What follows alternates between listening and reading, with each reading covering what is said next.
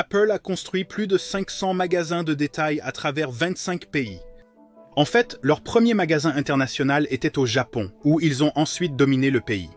Je vais réaliser une vidéo expliquant le processus, alors abonnez-vous pour ne pas la manquer. Mais en totalité, les magasins Apple accueillent plus de 500 millions de visiteurs chaque année, et ils se sont avérés être plus rentables par pied carré que toute autre entreprise. Mais tout ce grand succès a commencé plutôt petit, avec l'ouverture du premier magasin Apple au centre commercial Tysons Corner en Virginie, il y a presque 20 ans. Dans cette vidéo, nous allons examiner l'intérieur du premier magasin Apple et je vais expliquer le concept, la disposition et la stratégie qu'Apple a utilisée pour devenir un détaillant prospère. C'est Greg avec Apple Explained, et le sujet d'aujourd'hui était le deuxième gagnant du dernier sondage. Si vous n'avez pas participé, abonnez-vous pour voir des sondages similaires dans votre flux d'activités mobiles. Revenons en 2001 et découvrons à quoi ressemblait le tout premier Apple Store. Son agencement et son design sont très inhabituels par rapport aux standards actuels. Et il y a plusieurs raisons à cela. L'entrée du magasin arborait une façade noire avec deux logos Apple de part et d'autre. Un design que vous ne voyez plus puisqu'ils n'utilisent qu'un seul logo Apple à l'avant de leur magasin aujourd'hui et les accents noirs utilisés dans les premiers emplacements comme celui-ci ne font plus partie du design de détail d'Apple. Mais tout n'a pas changé. Lorsque vous êtes entré dans ce magasin, vous avez peut-être remarqué l'accent mis sur la symétrie. Un élément de design souvent utilisé dans l'architecture traditionnelle japonaise que Jobs appréciait profondément et voulait inclure dans leur magasin. Et c'est une chose qui n'a toujours pas changé. Pratiquement tous les magasins Apple d'aujourd'hui maintiennent encore cet accent sur le design symétrique. Mais quelque chose que vous avez peut-être trouvé bizarre dans ce magasin était son grand comptoir à l'avant où les clients faisaient la queue pour payer leurs produits. Vous ne verrez pas cela aujourd'hui, car ils tentent d'éviter au maximum la formation de files d'attente. Honnêtement, c'était un peu étrange de rentrer dans ces anciens magasins Apple et d'être accueilli par la fin de la file d'attente des caisses que vous deviez contourner pour commencer à parcourir les produits. Mais après l'avoir fait, vous avez vite réalisé qu'Apple proposait peu de produits. C'est parce que en 2001, ils ne vendaient que 5 produits. L'iMac, le Power Mac et le Power Mac Cube, l'iBook et le PowerBook. Et cela a posé un défi. Comment Apple remplirait-il un magasin entier avec 5 produits? Eh bien, ils l'ont fait en offrant ce qu'ils appelaient des solutions. Ce qui était essentiellement des accessoires tiers compatibles avec les ordinateurs d'Apple.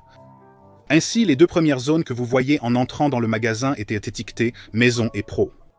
Sur la droite se trouvait Maison, où les clients pouvaient découvrir les ordinateurs grand public d'Apple, tels que l'iMac et l'iBook.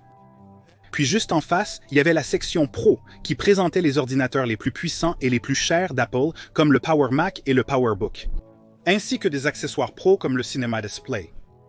Ces deux sections présentaient toute la gamme de produits d'Apple, mais elles n'occupaient qu'un quart du magasin. Et c'est là qu'intervenaient les sections Solutions. Il y en avait 4, intitulées Musique, Film, Photos et Enfants.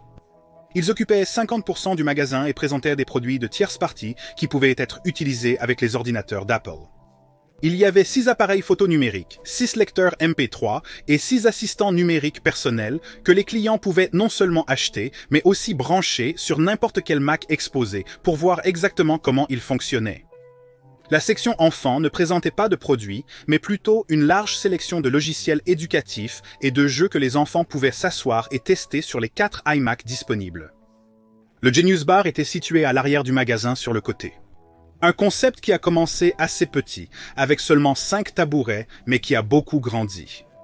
La plupart des Apple Store aujourd'hui dédient toute leur section arrière à un grand Genius Bar conçu pour accueillir des dizaines de clients.